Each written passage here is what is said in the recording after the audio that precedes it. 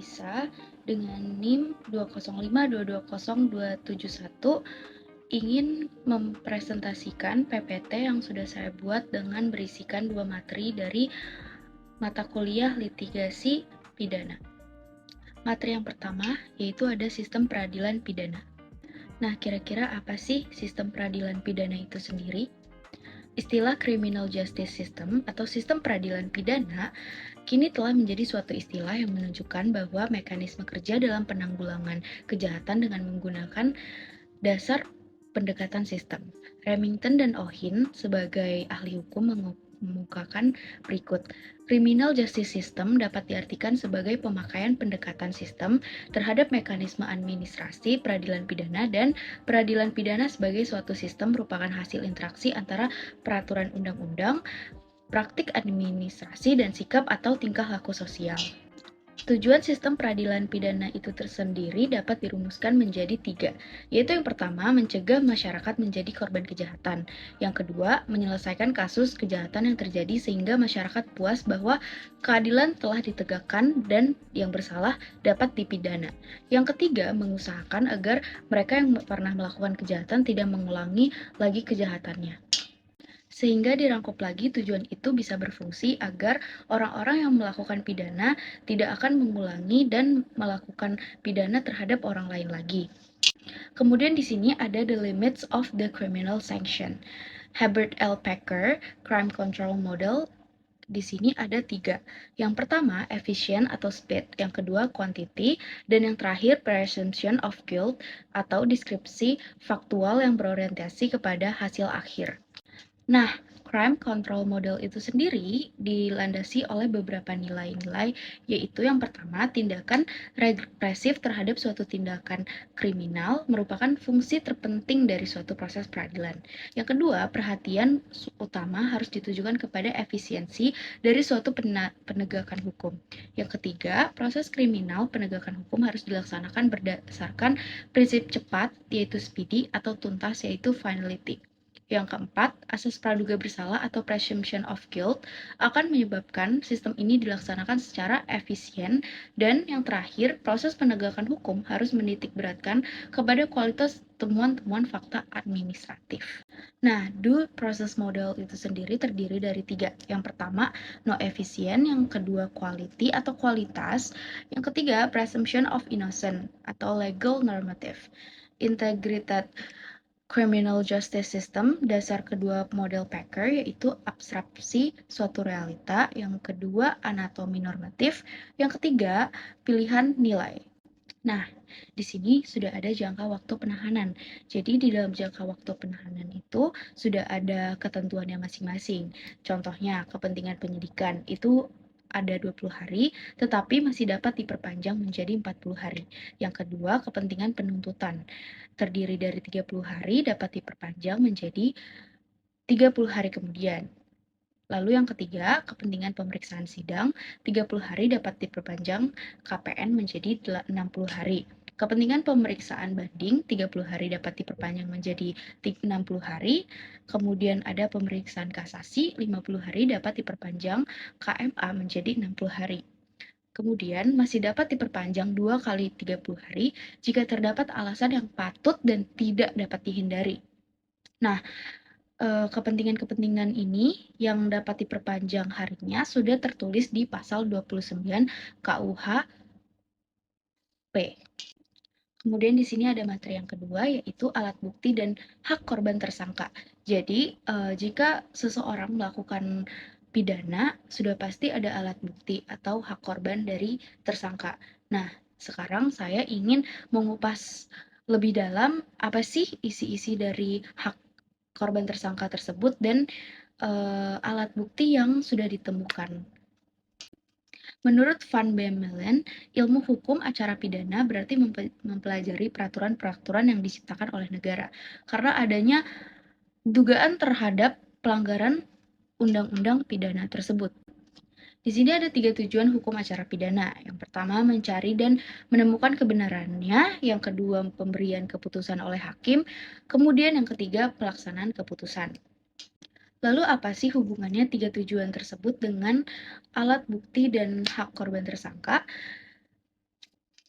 Iya, betul sekali. Jadi dengan mencari dan menemukan kebenaran dari tujuan hukum acara pidana itu sendiri sudah pasti terkait dengan hak korban tersangka dan alat bukti yang ditemukan. Jadi di sini saya ingin menjelaskan lebih rinci lagi. Nah, ilmu pembantu hukum acara pidana sudah tertulis 5. Yang pertama logika, yang kedua psikologis, yang ketiga kriminalistik, yang keempat psikiatri, yang kelima kriminologi. Nah, tujuan hukum acara pidana yang lebih rinci lagi dan lebih detail lagi sudah tertulis sebagai berikut. Yang pertama, suatu kebenaran material yaitu kebenaran hakiki dan lengkap dari suatu perkara pidana melalui penerapan ketentuan hukum acara pidana secara tepat dan jujur. Yang kedua, menentukan subjek hukum berdasarkan alat bukti yang sah hingga dapat didakwa melakukan suatu tindakan pidana.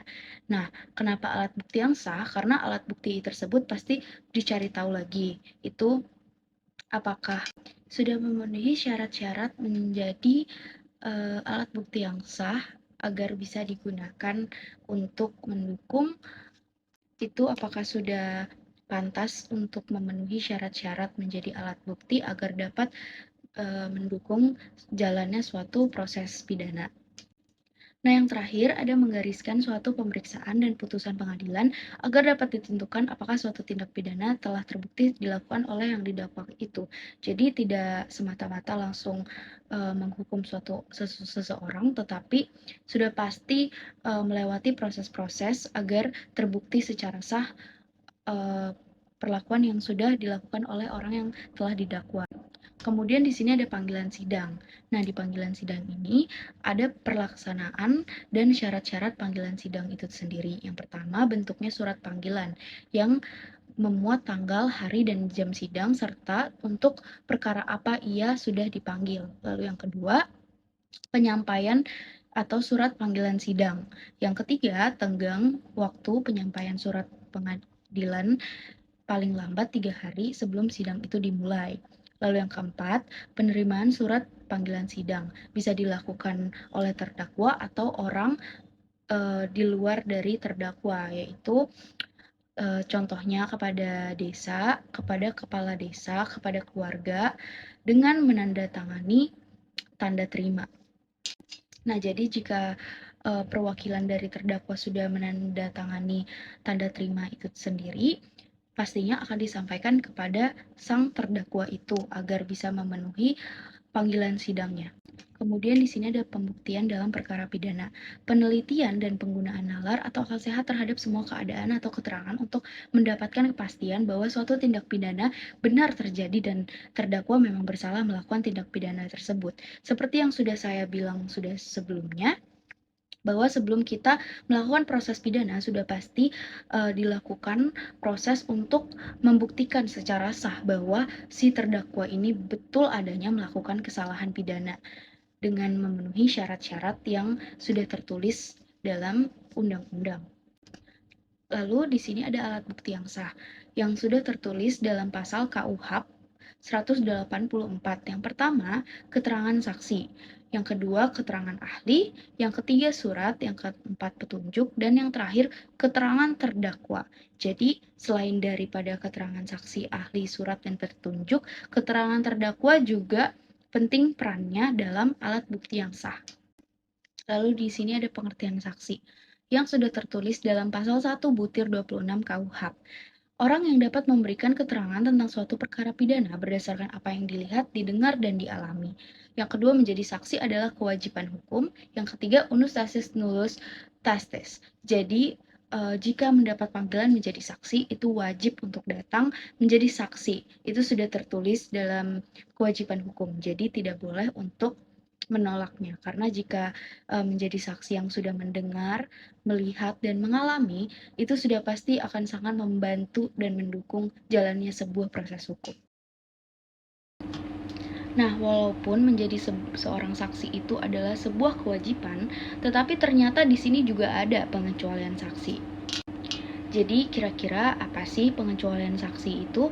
Nah, yang pertama, mempunyai hubungan keluarga dengan terdakwa, kecuali pasal 168, bersedia, persetujuan PU dan terdakwa. Yang kedua, karena pekerjaan atau jabatan wajib menyimpan rahasia. Jadi jika sang saksi yang seharusnya menjadi seorang saksi memiliki pekerjaan yang memang saat mengalami kejadian pidana tersebut tetapi mempunyai syarat untuk menyimpan rahasia, maka dia berhak untuk tidak menjadi seorang saksi. Yang ketiga, anak di bawah umur dan orang yang sakit ingatan. Kemudian di sini juga ada penjelasan tentang keterangan ahli yang sudah tertulis dalam pasal 1 butir 28 KUHP. Keterangan yang diberikan seorang ahli yang memiliki keahlian khusus tentang hal yang diperlukan untuk membuat terang suatu perkara pidana. Jadi dalam suatu perkara pidana agar menjadi lebih jelas lagi, biasanya dibutuhkan seorang ahli yang sudah memiliki keahlian khusus itu sendiri. Yang kedua, pasal 186 KUHP. Apa yang seorang ahli nyatakan di sidang pengadilan. Lalu yang ketiga, pasal 120 KUHP. Keterangan seorang ahli yang memiliki keahlian khusus tentang sesuatu hal. Yang kedua, berupa keterangan menurut pengetahuannya. Nah, yang terakhir ada pasal 179 KUHP. Dokter forensik dan dokter atau ahli lainnya. Sifat keterangan ahli ini sendiri itu keterangan ahli di depan sidang, kemudian surat atau laporan tertulis yang diminta oleh penyidik. Itu sendiri sudah tertulis dalam pasal 186 dan 187 huruf C KUHP. Alat bukti juga dapat berupa dengan alat bukti surat yang sudah tertulis dalam pasal 187 KUHP, surat yang dibuat atas sumpah jabatan, kemudian surat yang dikuatkan dengan sumpah. Jadi tidak dengan sekata-kata hanya sekedar surat ya. Bentuk-bentuk surat itu sendiri sudah dijabarkan di sini secara lebih jelas. Berita acara dan surat resmi yang dibuat pejabat umum, akta notaris atau PPAT, kemudian surat dalam bentuk diatur undang-undang, akta kelahiran, KTP, IMB, dan lain-lain. Kemudian surat keterangan dari ahli, dan yang terakhir surat lain yang hanya berlaku jika isinya ada hubungan dengan alat bukti yang lain. Jadi jika ada suatu surat yang tidak berisikan sumpah atau bentuk-bentuk surat yang sudah dijabarkan di atas, tetapi ada hubungannya dengan alat bukti yang lain yang terkait dengan pidana yang telah diperbuat, itu juga bisa digunakan menjadi sebuah alat bukti surat ya. Terlepas dari alat bukti surat, di sini juga ada alat bukti petunjuk yang sudah tertulis dalam pasal 188 ayat 1 KUHP. Perbuatan, kejadian, atau keadaan karena persesuaiannya baik antara yang satu dengan yang lain, maupun dengan tindak pidana itu sendiri, menandakan bahwa telah terjadi tindak pidana dan siapa pelakunya. Yang kedua, pengertian lain, isyarat yang dapat ditarik dari suatu perbuatan, kejadian, atau keadaan yang mempunyai persesuaian dengan tindak pidana. Lalu isyarat tersebut melahirkan petunjuk, yaitu kenyataan tindak pidana terjadi dan terdakwa pelakunya. Nah, gimana sih cara mendapat petunjuk? Itu juga sudah tertulis pastinya di pasal 188 ayat 2 KUHP limitatif, yaitu keterangan saksi, surat, keterangan terdakwa. Kemudian yang kedua, peringatan pasal 183 ayat 3, arif bijaksana, mengadakan pemeriksaan dengan penuh kecermatan dan keseksamaan. Di sini juga ada penjelasan tentang keterangan terdakwa. Jadi di pasal 189 ayat 1 KUHP itu tertulis apa yang terdakwa nyatakan di sidang pengadilan tentang perbuatan yang ia lakukan atau yang ia ketahui sendiri atau yang ia alami. Kemudian pasal 189 ayat 4 KUHP, keterangan terdakwa saja tidak cukup untuk membuktikan kesalahannya. Kira-kira kenapa sih? Karena sudah pasti terdakwa itu sendiri bisa meringankan kejadian yang sudah ia perbuat. Jadi kenapa itu kita membutuhkan saksi atau alat bukti. Kemudian ada keterangan terdakwa di luar sidang. Di pasal 189 ayat 2 KUHP tertulis dapat dipergunakan juga untuk membantu menemukan bukti di persidangan dengan syarat sepanjang mengenai hal yang didakwakan kepadanya, yang kedua didukung alat bukti yang lain. Kemudian di sini ada keterangan yang diberikan dalam penyidikan BAP ditandatangani penyidik. Yang pertama saksi mahkota, yang kedua salah seorang tersangka atau terdakwa yang perannya paling ringan dapat dijadikan saksi dalam perkara yang sama dan dapat dibebaskan dari penuntutan pidana apabila saksi membantu mengungkapkan keterlibatan tersangka lain yang patut dipidana dalam tindak pidana tersebut.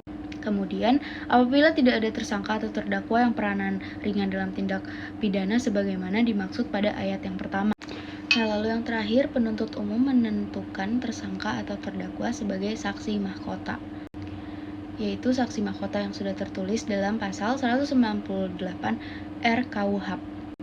Karena dari tadi sudah membahas tentang tersangka dan terdakwa, kira-kira kalian tahu nggak sih apa itu definisi tersangka dan apa itu definisi dari terdakwa? Nah, tersangka itu sendiri adalah seorang yang karena perbuatannya atau keadaannya berdasarkan bukti permulaan patut diduga sebagai pelaku tindak pidana di dalam butir 14. Kemudian, terdakwa itu sendiri adalah seorang tersangka yang dituntut, diperiksa, dan diadili di sidang pengadilan yang tertulis di dalam butir 15. Saya, Vina Clarissa, dengan NIM 205220271 mengucapkan terima kasih atas perhatiannya.